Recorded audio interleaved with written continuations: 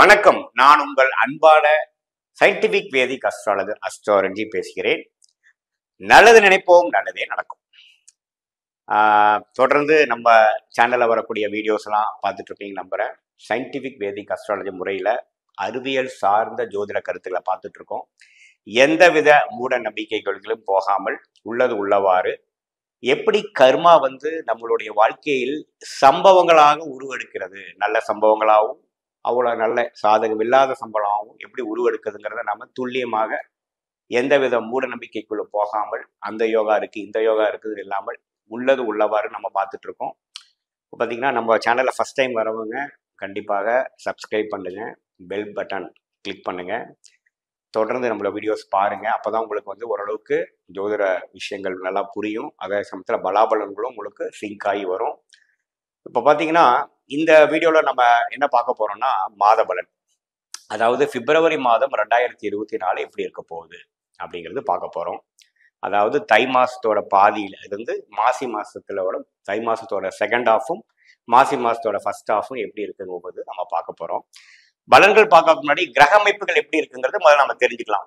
அதாவதுங்க, மேஷத்துல குரு இருக்கிறார், உங்களுக்கு எல்லாரும் தெரியும். அது ஆண்டு கிரகம். பிப்ரவரி மாசம் குரு பயிற்சி கிடையாது.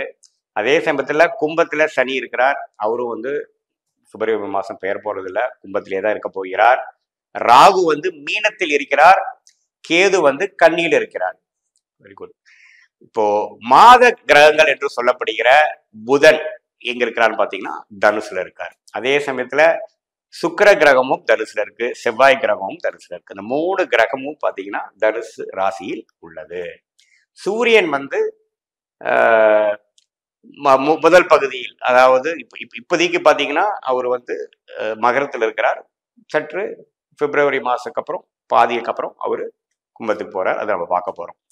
ஸோ இப்படி இருக்கக்கூடிய ஒரு அமைப்பு பாத்தீங்கன்னா பிப்ரவரி மாசம் ஸ்டார்ட் ஆகிறப்ப எப்படி இருக்க போகுது அப்படின்னு பாத்தீங்கன்னா, மாதத்தில் 2வது நாளே பிப்ரவரி 2ஆம் தேதி என்ன ஆகுதுன்னு பாத்தீங்கன்னா புதன் தனுசு ராசியிலிருந்து மகர ராசிக்கு இடம்பெறுகிறார். அதே மாதிரி செவ்வாய் பிப்ரவரி 6ஆம் தேதி தனுசு ராசியிலிருந்து மகரத்துக்கு இடம்பெறுகிறார். அதே மாதிரி பாத்தீங்கன்னா பிப்ரவரி 12ஆம் தேதி பாத்தீங்கன்னா சுக்கிர கிரகமும் பாத்தீங்கன்னா இடம்பெறுகிறார். எங்க மகரத்துக்கு இடம்பெறுகிறார்.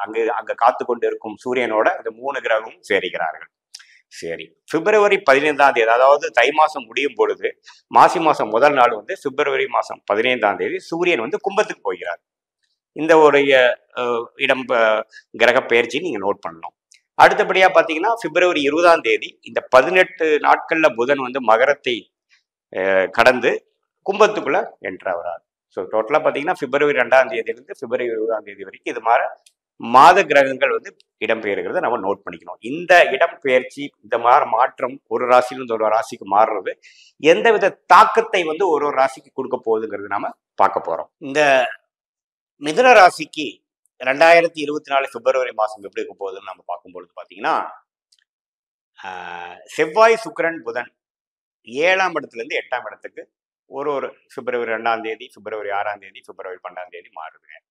ஸோ இந்த மாற்றம் எது மாதிரி ஒரு தாக்கத்தை கொடுக்கும் அப்படின்னு பார்த்தீங்கன்னா, மிதுனராசிக்காரர்களுக்கு மிதுனராசியோட அதிபதி என்று சொல்லப்படுகிற புதனே பிப்ரவரி 2ஆம் தேதியா இடம் மாறுறது பார்த்தீங்கன்னா, கொஞ்சம் சில விஷயங்கள் பார்த்தீங்கன்னா எதிர்பார்த்த ஒரு சில முடிவுகளில் சில சில மாற்றங்கள் எடுக்கக்கூடிய விஷயமா இருக்குதுங்க. ஒரு விஷயம் நீங்க ட்ரை பண்றீங்க அப்படின்னா அதுல சில மாடிஃபிகேஷன் பண்ணி தான் சில விஷயங்கள் செய்யணுங்கிற மாதிரி சில அமைப்புகள் வருது. அதாவது பாத்தீங்கன்னா எப்பவுமே 8ஆம் இடத்துக்கு ராசி அதிபதி வரும் பொழுது அதுல 2 விஷயம் இருக்கு. ஒன்று பெனிஃபிட் பாத்தீங்கன்னா அன்ஏர்ன் இன்கம், அதாவது ஏதோ ஒரு சொத்து வர வேண்டிய விஷயங்கள் வர்றது, அதர் பீப்புள்ஸ் மணி வர்றது, ஸ்டாக் மார்க்கெட் ஷேர் மார்க்கெட்ல ஏர்ன் பண்றது, அது மாதிரி விஷயங்களா கொடுக்குதுங்க. பட் நீங்க நேர்முகமா போய் ஒரு விஷயத்துல நீங்க அணுகும் பொழுது அதுல டிலே அண்ட் அப்டக்கிள்ஸ் கொடுக்குதுங்க. ஸோ அது மாதிரி ஒரு அமைப்பு மிதுன ராசிக்காரர்களுக்கு கொஞ்சம் பார்த்து செய்யக்கூடிய ஒரு மாதமாக இருக்கிறது.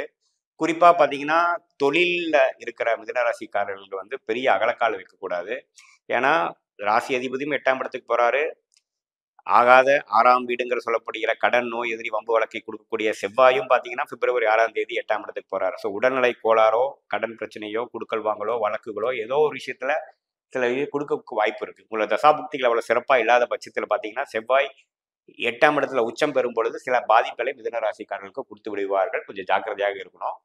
ஸோ எதுலையுமே பார்த்தோம் எடுத்துமா கமுத்துமான்னு போகாமல் கொஞ்சம் நுணுக்கமாக டீல் பண்ணக்கூடிய விஷயமா இருக்கும். ஒரு விஷயம் இப்போ நடக்கலைனாலும் பொறுமையாக பண்ணலாங்கிற ஒரு அமைப்பில் போகணும். இன்றைக்கே பண்ணி ஆகணும் மாதிரி போனீங்கன்னா ஒரு இக்கட்டான சூழ்நிலை கொடுக்கக்கூடிய அமைப்பு இருக்குது. ஏன்னா மிதுன ராசிக்கே மிகவும் சுமாரான ஒரு சாதகம் இல்லாத பலனை கொடுக்கக்கூடிய செவ்வாய் 8ஆம் இடத்துல வந்து உச்சம் பெறுகிறார். அது வந்து ஒரு ஆகாத கிரகம் வந்து உச்சம் பெறுறது தவிர அது 8ஆம் இடத்துல உச்சம் பெறுறது பார்த்தீங்கன்னா கொஞ்சம் கேர்ஃபுல்லாக இருக்கணும். வண்டி வாகனத்தில் போகிறப்ப கேர்ஃபுல்லாக இருக்கணும். குடுக்கல் வாங்கல கேர்ஃபுல்லாக இருக்கணும். வம்பு வழக்குகளில் கேர்ஃபுல்லாக இருக்கணும். உடம்பை பார்த்துக்கணும். அது மாதிரி விஷயங்கள்லாம் கொஞ்சம் காமிக்குதுங்க. பட் என்னென்ன சொல்லணும்னா பார்த்தீங்கன்னா இப்போ சூரியன் வந்து பிப்ரவரி 15ஆம் தேதி 8ஆம் இடத்துல இருந்து 9ஆம் இடத்துக்கு போகிறது நல்ல விஷயம். ஆனால் அங்கே போனாலும் பார்த்தீங்கன்னா சனியோட தான் சேர போகிறார். ஸோ அதனால பார்த்தீங்கன்னா எதுவுமே வந்து இமீடியட்டான சில நீங்கள் எதிர்பார்க்குறது இமீடியட்டாக கைக்கு வராது. கொஞ்சம் பொறுமையாக இருந்து தான் சாதிக்க வேண்டிய மாதமாக மிதுன ராசிக்காரர்களுக்கு உண்டு.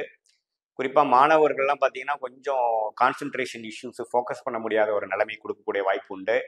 புதன் 8ல் போய் மறைந்து இருக்கிறது பார்த்தீங்கன்னா செவ்வாயோட தாக்கம் இருக்கிறதுனால கொஞ்சம் மெமரி லாஸு, படித்ததை வந்து போய் ரீப்ரொடியூஸ் பண்ண முடியல, எழுத முடியல, அது மாதிரி சில விஷயங்கள் இருக்கும். ஓவர் கான்ஃபிடென்ஸும் கொடுக்கும். பார்த்து செயல்படக்கூடிய ஒரு அமைப்பாக இருக்குதுங்க.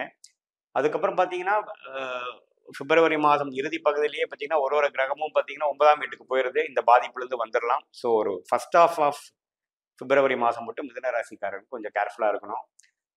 பேசுகிற விஷயமா இருக்கட்டும், கம்யூனிகேட் பண்ணக்கூடிய விஷயமா இருக்கட்டும், எல்லா விஷயத்துலையும் கொஞ்சம் கவனமாக இருக்கணும். இல்லத்தரசிகள்லாம் பார்த்தீங்கன்னா அவங்களோட வேலை வீட்டில் செய்கிறப்போ கொஞ்சம் கவனமாக இருக்கணும். சடனாக பாத்ரூமில் வலிக்கிட்டு விழுந்துட்டேன், தண்ணியில் வலிக்கிட்டு விழுந்துட்டேன், கிச்சனில் வந்து ஒரு சின்ன விஷயங்கள் ஆயிடுச்சுங்கிற மாதிரி சில அமைப்புகள் உண்டு. கான்சென்ட்ரேஷன், அதாவது ஸ்டவ் நீங்கள் ஆஃப் பண்ணாமல் வந்துட்டீங்களா, ஆஃப் பண்ணிட்டு வந்துட்டீங்களாங்கிறதெல்லாம் கொஞ்சம் கவனமாக இருக்கணும். கொஞ்சம் உங்களை வந்து கவனக்குறைவு கொடுக்கக்கூடிய ஒரு வாய்ப்பாகவும் இருக்குது. அப்புறம் பார்த்தீங்கன்னா பிப்ரவரி 8ஆம் தேதி பிப்ரவரி 9ஆம் தேதி பார்த்தீங்கன்னா மிதுன ராசிக்கு வந்து சந்திராஷ்டம் நாட்களாக வருது. ஸோ அந்த நாட்களை வந்து முக்கியமான ஒரு விஷயங்களை செய்வதற்கும், ஒரு தூரமாக ஒரு ஊருக்கு போகிறோம், ஒரு பிரயாணம் பண்ணுறோம், ஒரு ட்ராவல் பண்ணுறோம், அந்த நேரத்தில் ஸ்டார்ட் பண்ணுறோம்னா உங்களுக்கு ஜேர்னியில் கொஞ்சம் டிஃபிகல்ட்டிஸ் வரலாம். ஸோ அந்த நாட்களை அவாய்ட் பண்ணுறது நல்லது. ஸோ பிப்ரவரி மாதம் 2024 வந்து எப்படி இருக்க போகுதுங்கிறது பார்த்தீங்க. இது பார்த்தீங்கன்னா பொதுவான பலன் தான் ஒழிய இது வந்து உங்களுடைய ஜென்ம ஜாதகத்தில் வரக்கூடிய தசாபுக்திகளும் அந்தந்த ஜாதகத்தில் இருக்கக்கூடிய கிரகத்தின் பலமும் வைத்துதான் நாம வந்து என்ன மாதிரி ஒரு பலன் இருக்குது துல்லியமாக எடுக்க முடியும். இந்த கோச்சார முறையில் அடிப்படையில் இந்த பயிற்சி முறையில் வரக்கூடிய மாத பலன் வந்து ஒரு பொதுவான பலனாக தான் நீங்கள் எடுத்துக்கணும். அதாவது தொடர்ந்து இது மாதிரி மாத பலன்கள் நம்ம சேனலில் பார்க்கும் பொழுது பார்த்தீங்கன்னா உங்களுடைய வாழ்க்கையில் உங்களுடைய ஃபேமிலியில் எது மாதிரி விஷயங்கள் போயிட்டு இருக்குது அப்படிங்கிறத கொஞ்சம் நீங்கள் ரிலேட் பண்ணிக்கலாம். தொடர்ந்து ஒரு 3-4 மாதம் பார்க்குறப்ப தான் உங்களுக்கு சிங்க் ஆகும். அதை நீங்கள் தெரிஞ்சுக்கணும். அப்போ நான் சொன்ன நல்ல பலன்கள்லாம் வந்து நடக்கலையே, கெட்ட பலன் தான் அதிகமாக நடக்குது அப்படின்னு சில பேர் கமெண்ட்ஸில் போடுறாங்க. இது என்ன அர்த்தம்னு பார்த்தீங்கன்னா உங்களுக்கு நல்ல தசாபுக்திகள் நடக்கிறப்போ நான் சொன்ன சாதகமான பலன்கள் அதிகமாக நடக்கும். அப்படி ஒரு நல்ல ஒரு தசாபுக்திகள் நடக்காம ஒரு இக்கட்டான ஒரு 6ஆம் வீட்டோ 8ஆம் வீட்டு அதிபதியோட திசைகளோ கொஞ்சம் பாவத்துவமாக இருக்கக்கூடிய திசைகள் நடக்கும் பொழுது நான் சொன்ன ஒரு அன்ஃபேவரபுளான, அதாவது சாதகமற்ற பலன்கள் தான் அதிகம் நடக்கிற மாதிரி ஒரு வாய்ப்பு இருக்குது. ஸோ அதுக்கு தான் இந்த மாதிரி ஒரு மாற்றத்துக்கு காரணமே ஒழிய இது ஒரு பொதுவான பலனாக தான் எடுத்துக்கணும். மீண்டும் மற்றொரு காணொலியில் சந்திப்போம். நன்றி, வணக்கம்.